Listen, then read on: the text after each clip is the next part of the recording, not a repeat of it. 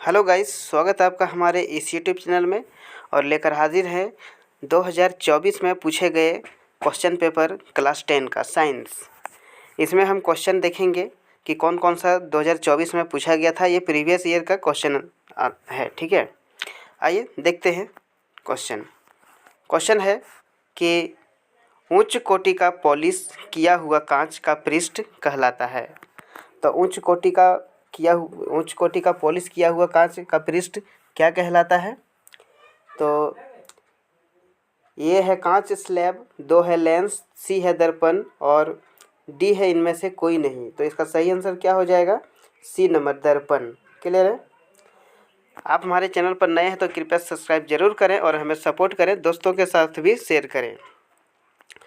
दूसरा है कि 30 सेंटीमीटर फोकस दूरी के अवतल दर्पण के फोकस पर एक वस्तु को रखा गया है। प्रतिबिंब की दर्पण से दूरी है, तो प्रतिबिंब से दर्पण की दूरी कितनी होगी? अगर 30 पर है तो उसका 15 होना चाहिए, या फिर क्या होना चाहिए? आइए देखते हैं।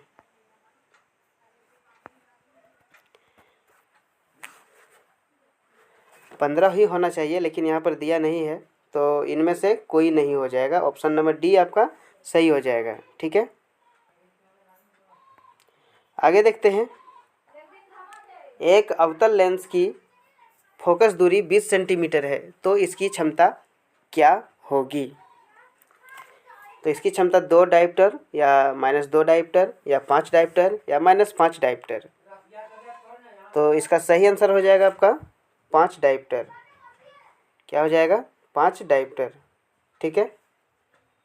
आइए देखते हैं क्वेश्चन 4 कि अवतल लेंस में आवर्धन बराबर होता है। किसके बराबर होता है? u/v या फिर किसके बराबर होता है? u/v या फिर v/u या फिर -u/v या -v/u। तो 4 नंबर का आपका सही आंसर हो जाएगा -v/u, यानी कि आपका डी नंबर ऑप्शन सही हो जाएगा, ठीक है। 5 नंबर देखते हैं कि नेत्र गोलक लंबा होने से कौन सा दृष्टिकोण उत्पन्न होता है। तो नेत्र गोलक जब लंबा हो जाता है तो कौन सा दृष्टिकोण हो जाता है? निकट दृष्टि दोष होता है, या फिर दूर दृष्टि, या जरा दृष्टि, या इनमें से कोई नहीं। नेत्र का ध्यान रखेंगे कि नेत्र का गोलक जब लंबा होता है तो इसमें निकट दृष्टि दोष होता है, ठीक है। आपका ये नंबर ऑप्शन सही होगा। आइए देखते हैं छठा नंबर। छठा नंबर है कि तीव्र प्रकाश में पुतली की आकृति हो जाती है। जब तेज रोशनी पड़ता है हमारी आँखों पर, तो हमारे आँखों की पुतलियाँ क्या हो जाएगी? आप बता ही सकते हैं। छोटी हो जाएगी, बड़ी हो जाएगी, ज्यों त्यों रहेगी, कोई नहीं होगी? तो छोटी हो जाएगी। तेज प्रकाश आँखों पर पड़ते ही आँख बंद होने लगता है, छोटी हो जाएगी, ठीक है। 7वां नंबर है, निम्न में कौन सा मात्रक एम्पियर के बराबर है? तो कौन सा एम्पियर के बराबर है? आइए देखते हैं। तो कूलाम या सेकंड, जूल या कूलाम, जूल, सेकंड, या इनमें से कोई नहीं। तो ये आपका कूलाम बाय सेकंड हो जाएगा। ये नंबर ऑप्शन आपका सही हो जाएगा, ठीक है। आगे देखते हैं क्वेश्चन नंबर 8। क्वेश्चन 8 है कि यदि 1 ओम के 10 प्रतिरोध समांतर क्रम में संयोजित हो तो उनका परिणामी प्रतिरोध क्या होगा? पहला है 100 ओम, दूसरा है 12 ओम, तीसरा है 10 ओम, डी है 1/10 ओम। तो 8 नंबर का टोटल आपका आंसर हो जाएगा सही, डी नंबर, 1/10 ओम, ठीक है। 9 नंबर देखते हैं कि एक क्षितिज सीधी तार में धारा की दिशा पूरब से पश्चिम की ओर है, ठीक है। तो तार की ठीक नीचे स्थित बिंदु पर चुंबकीय क्षेत्र की दिशा है। चुंबकीय क्षेत्र जहाँ आ गया आपका, तो उत्तर दक्षिण ही इंगित करेगा। तो ऑप्शन नंबर ये आपका सही हो जाएगा, ठीक है। आइए देखते हैं क्वेश्चन नंबर 10।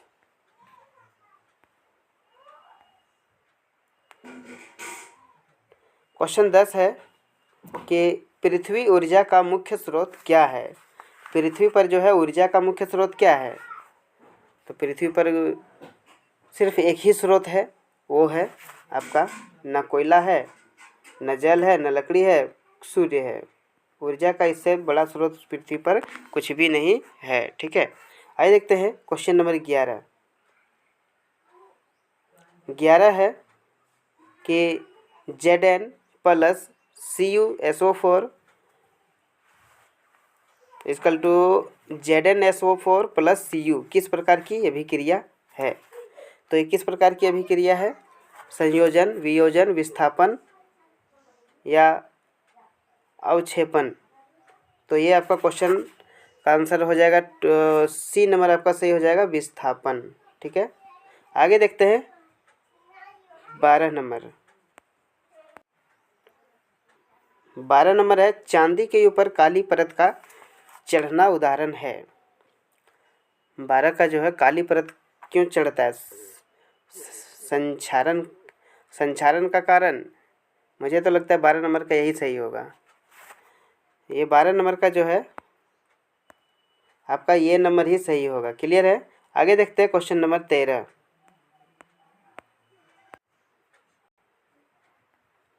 13 देखते हैं। अम्ल के जलीय विलयन में निम्न में से कौन उत्पन्न होता है। अम्ल के जलीय विलयन में निम्न में के कौन सा उत्पन्न होता है। अम्ल का जलीय OH या OH माइनस या OH या H प्लस या H3O माइनस या इनमें से कोई नहीं। तो इसका सही आंसर हो जाएगा आपका सी नंबर, H3O माइनस आयन। आगे है कि विरंजक चूर्ण का रासायनिक सूत्र है। विरंजक चूर्ण का रासायनिक सूत्र है। तो विरंजक चूर्ण का रासायनिक सूत्र क्या है, आइए देखते हैं। CaSO3 CaCl2O या CaOCl2 या Ca*SCO3 क्या है इसका 14। तो ये हो जाएगा सही आंसर आपका सी नंबर सही हो जाएगा, 14 का सी। 15 का है निम्न में कौन सी धातु सर्वाधिक तन्य है। तो सोना, लोहा, तांबा, जस्ता। तो सोना आपका सही आंसर हो जाएगा, सर्वाधिक तन्य वाला जो धातु है वो सोना है। ठीक है, आगे है धातुओं की क्रियाशील का सही क्रम है। तो क्रियाशील क्रम धातु क्या है, जो इसमें से क्रियाशील सही क्रम क्या है धातुओं का क्रियाशीलता का, Na Zn MgCu या फिर Na MgCu Zn या फिर Mg Na Zn Cu या D है Na Mg Zn Cu। तो इसका सही आंसर हो जाएगा आपका डी नंबर सही होगा, Na Mg Zn Cu। आगे देखते हैं 17 नंबर। कार्बन की संयोजकता है। तो कार्बन की संयोजकता क्या होती है, कार्बन की संयोजकता 4 होती है, यानी ऑप्शन नंबर सी हो जाएगा। आगे है लंबी श्रृंखला वाले कार्बोक्सिलिक अम्लों के सोडियम को कहते हैं, क्या कहते हैं, साबुन कहते हैं। क्या कहते हैं, साबुन। तो ऑप्शन नंबर आपका बी हो जाएगा सही। ठीक है, 19 नंबर देखते हैं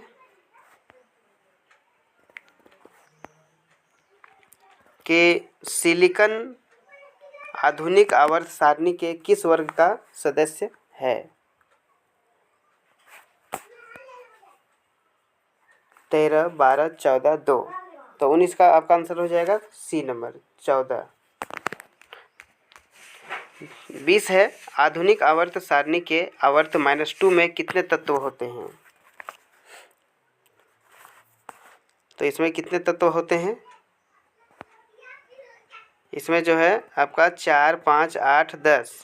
तो आपका जो है इसमें 8 हो जाएगा, यानी ऑप्शन नंबर सी सही हो जाएगा आपका 8। आगे देखते हैं 21 नंबर। 21 नंबर है कि विषमपोषी जीव अपनी उत्तरजीविता के लिए प्रत्यक्ष परोक्ष रूप में आश्रित रहते हैं।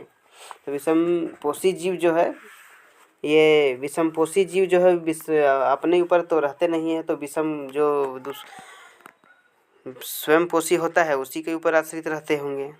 तो इसमें क्वेश्चन आपका डी नंबर सही हो जाएगा, हरे स्वयंपोषी पौधों पर। ठीक है, तो 22 देखते हैं। पौधों के वायवीय भागों से जल के वाष्प के मुख्य में की क्रिया कहलाती है। तो उसमें की क्रिया क्या कहलाती है? तो 22 नंबर उत्सर्जन, परासरण, विसर्जन, वाष्पोत्सर्जन। तो 22 का हो जाएगा आपका डी नंबर, वाष्पोत्सर्जन। डी हो जाएगा सही। आगे देखते हैं क्वेश्चन 23। क्वेश्चन 23 है कि दो तंत्रिका कोशिका के मध्य खाली स्थान को क्या कहते हैं? दो तंत्रिका कोशिका, उसके बीच में खाली स्थान को क्या कहेंगे? तो बीच में खाली स्थान को हम कहेंगे सिनेप्स, ये कहलाएगा। एक्सॉन नहीं होगा, साइटॉन नहीं होगा, सिनेप्स होगा, मेडुला नहीं होगा। 24 का है, मानव में बुद्धि एवं चतुराई का केंद्र है। बुद्धि और चतुराई का केंद्र क्या कहलाता है मानव का? सेरिचम, सेरिब्लेम और स्पाइनल कॉर्ड या फिर हाइपोथैलेमस। तो ये आपका हो जाएगा सही आंसर सेरिब्लेम। बी नंबर ऑप्शन आपका सही हो जाएगा 24 का। आइए देखते हैं 25 नंबर। 25 का है, अंडाणु निषेचित होता है। अब कहाँ होता है? ऑप्शन देखते हैं। पहला ऑप्शन है योनि में, दूसरा है गर्भाशय में, तीसरा है अंडाशय में, तो एक और चौथा है फैलोपियन नालिका में। तो 25 का सही आंसर हो जाएगा आपका फैलोपियन ट्यूब में, यानी फैलोपियन नालिका में। ठीक है। 26 है, नर युग्मक तथा मादा युग्मक के संयोजन से बनता है। क्या बनता है? नर युग्मक और मादा युग्मक के संयोजन से क्या बनता है? पहला है युग्मनज, दूसरा अंडाणु, तीसरा शुक्राणु, चौथा बीज। तो आपका क्या बनता है? युग्मनज बनता है। तो आपका सही आंसर ये नंबर हो जाएगा 26 का। आइए 27 का देखते हैं। 27 का है कि अवशेषी अंग का उदाहरण है। अवशेषी अंग क्या है? कर्ण पल्लव की पेशियां, पुच्छ, कशेरुकाएं, निषेचक पटल, इनमें से सभी। तो इसका सही आंसर हो जाएगा आपका कर्ण पल्लव पेशियां। 28 है, किसी जीव के विशेषक पर किसका प्रभाव पड़ता है? किसी जीव के विशेषक पर किसका प्रभाव पड़ता है?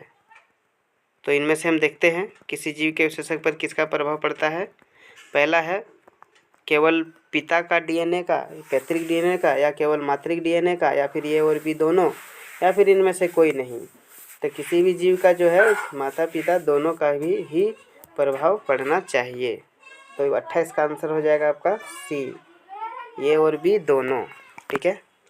आगे है 29 का, ओजोन परत का अवक्षय करता है। ओजोन परत का अवक्षय क्या करता है? CFC यानी क्लोरोफ्लोरोकार्बन। और इसका 29 का बी ऑप्शन है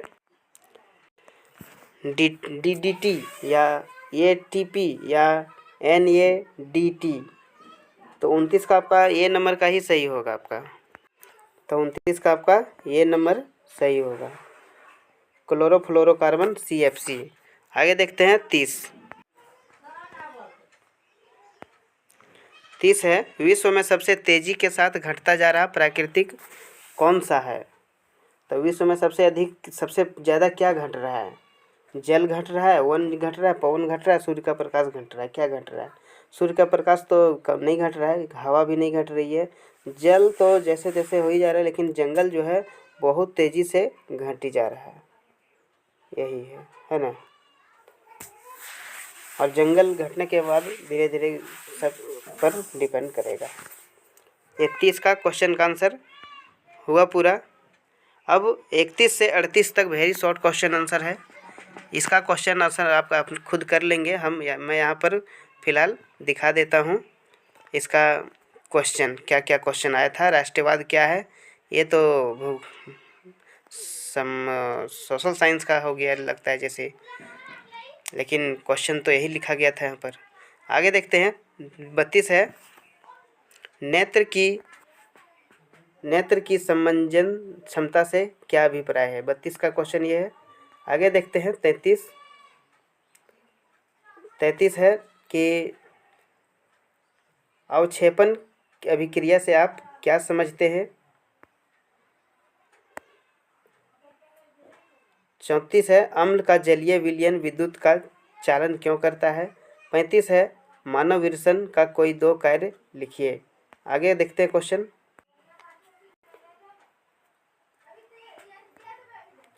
36 है बाहरी आघातों से मनुष्य की सुरक्षा कैसे होती है। 37 है वन जैव विविधता के विशिष्ट स्थल हैं कैसे। 38 है ओजोन परत के अवक्षय से के क्या दुष्प्रभाव है। आगे देखते हैं खंड सी। प्रश्न संख्या 39 से 46 तक लघु उत्तरीय है और प्रत्येक 3 अंकों का है। इनमें से किन्हीं 6 प्रश्नों का ही उत्तर सिर्फ देने हैं। ध्यान है 6 प्रश्नों का।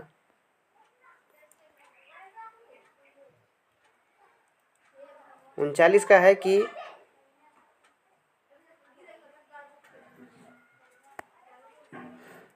5 सेंटीमीटर लंबा कोई बिंब 5 सेंटीमीटर लंबा कोई बिंब 10 सेंटीमीटर फोकस दूरी के किसी अभिसारी लेंस से 25 सेंटीमीटर दूरी पर रखा गया प्रतिबिंब की स्थिति प्राकृतिक तथा साइज ज्ञात कीजिए। 40 का है अवतल दर्पण के 3 मुख्य उपयोग लिखिए। 41 है तारे टिमटिमाते हैं ग्रह क्यों नहीं। 42 है निम्न समीकरणों को संतुलित कर लिखिए।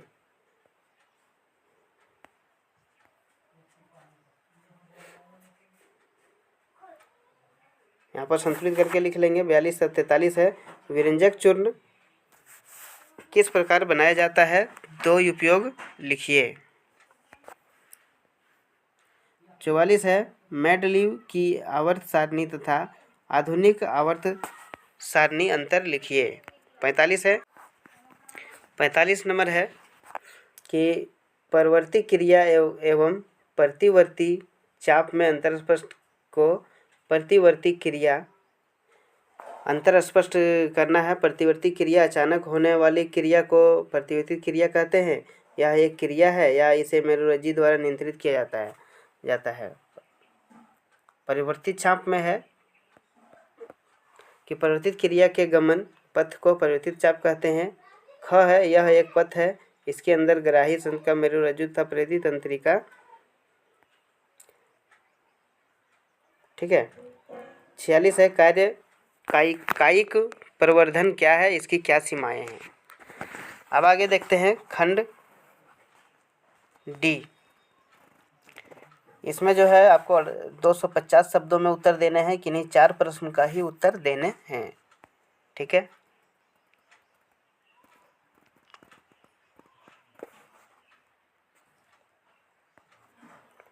कि ओम का नियम लिखिए, इसके क्या प्रायोगिक कीजिए, इसका प्रायोगिक कीजिए।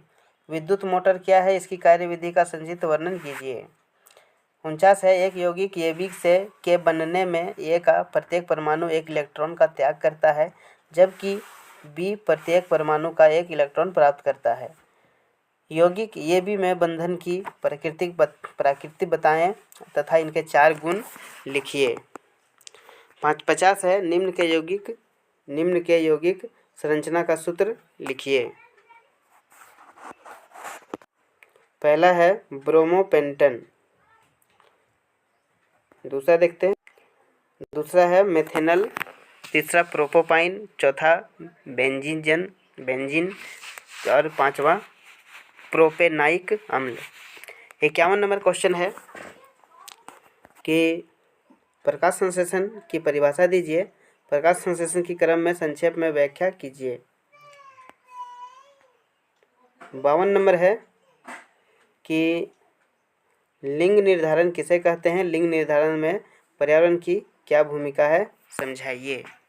ये 52 तक का क्वेश्चन का आंसर हुआ। आंसर नहीं, सिर्फ क्वेश्चन है। मैंने ऑब्जेक्टिव का क्वेश्चन का आंसर कर दिया है।